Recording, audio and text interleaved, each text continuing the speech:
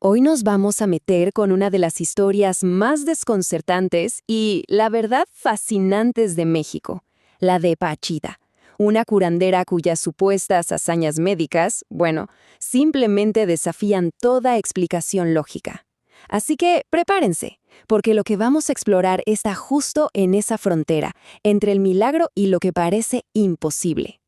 Imaginen escuchar algo así, no de la víctima de un asalto, sino de un paciente describiendo su cirugía.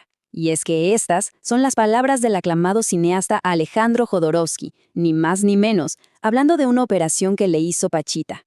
Es un comienzo impactante que nos mete de lleno en el misterio. Y claro, aquí viene la pregunta del millón, ¿no? ¿Era una mujer cualquiera, una ilusionista o de verdad tenía un poder que se nos escapa de las manos?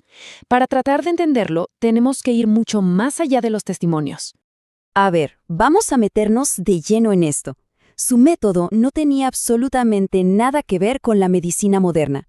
El lugar, las herramientas, el procedimiento, todo parecía sacado de un cuento.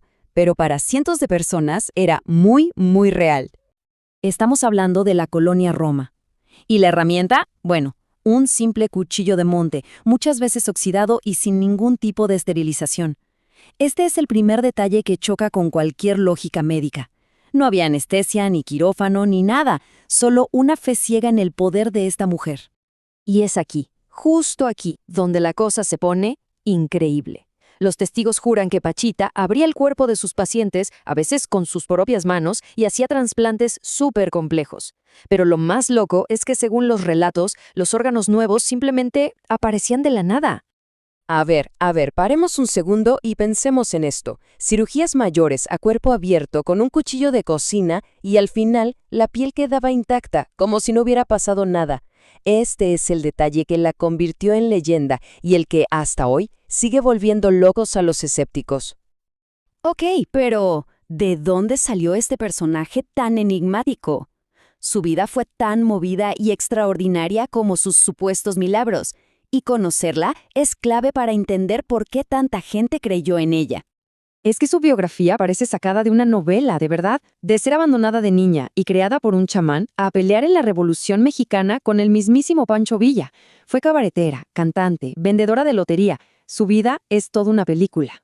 Pero esa crianza con un chamán la metió desde muy chiquita en el mundo del curanderismo, que es este sistema de sanación tradicional que siempre ha existido en México, a la par de la medicina que todos conocemos. Ahora, para poder entender todo el fenómeno de Pachita, es fundamental que hablemos de este concepto. La cirugía psíquica es como la rama más extrema del curanderismo. No se basa en el conocimiento médico, para nada. Se basa en la creencia de que una fuerza o un espíritu opera a través del sanador para curar el cuerpo físico. La idea es restaurar un equilibrio que, según ellos, es la verdadera raíz de la salud. Y miren, lo que hace que esta historia siga viva hoy en día no son solo chismes o leyendas urbanas. Son los relatos de gente que estuvo ahí, que lo vio. Y no hablamos de cualquiera, sino de intelectuales y científicos que la estudiaron de cerca y se quedaron, pues, sin palabras. Jacobo Greenberg, un neurofisiólogo de la UNAM, nada menos, le dedicó años a estudiar a Pachita. Y ojo, no hablamos de un creyente ingenuo. Él era un científico súper riguroso que quería explicar lo inexplicable. Su testimonio tiene un peso enorme porque Greenberg se jugó su reputación académica al decir que lo que vio era real. El procedimiento era casi un ritual. Siempre se repetía de la misma forma. La sencillez de lo que pedía, una sábana, alcohol, algodón, contrasta muchísimo con la complejidad de las operaciones que se describen. Todo el acto dependía de ella y de la entidad, que, según Pachita, trabajaba a través de su cuerpo. Una idea súper central en las tradiciones chamánicas. Aquí tenemos otro pedacito del testimonio de Jodorowsky, que es, súper gráfico. La descripción es visceral, casi como un sueño. Habla de ver su propio tejido enfermo y sentir cómo le ponían el órgano nuevo, y sentir un alivio del dolor al instante. Esto nos da una idea perfecta de lo surrealista que eran sus procedimientos. Pero claro, una historia así, pues, obviamente tiene que tener su dosis de escepticismo, ¿no? ¿Cómo es posible todo esto? Ahora vamos a ver las dos caras de la moneda, el punto exacto donde la fe y la lógica chocan de frente. Básicamente hay dos formas de ver esto. Por un lado está la explicación que ella misma daba, que era un canal para el espíritu de Cuauhtémoc, a quien ella llamaba hermanito. Esta idea encaja perfecto en la visión del curanderismo. Y por el otro, la explicación racional, que todo era un fraude increíblemente bien montado, usando órganos de animales y una habilidad para el engaño fuera de serie.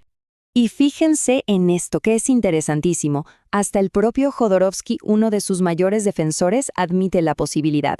Esta frase es clave porque reconoce que, fuera un milagro o fuera un truco, la ejecución era tan perfecta que era imposible notar la diferencia.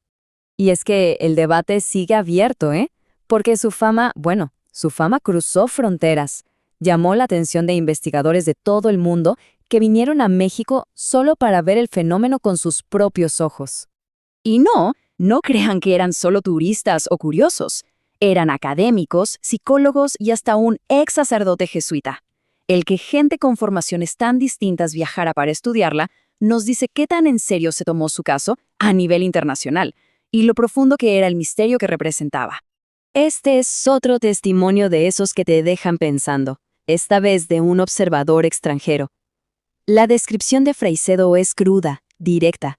No intenta adornar nada de lo que vio, simplemente lo cuenta. Un pedazo de carne aparece de la nada, y ella lo mete en una herida abierta. La naturalidad con la que lo hacía era quizás lo más impactante de todo. Y bueno, con esta pregunta cerramos, porque no hay una respuesta fácil.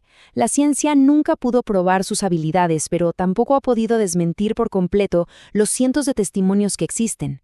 Quizás la historia de Pachita no nos pide una respuesta, sino que nos invita a asomarnos a ese punto donde chocan dos mundos, el de la ciencia y el de una tradición milenaria de fe que sigue muy viva.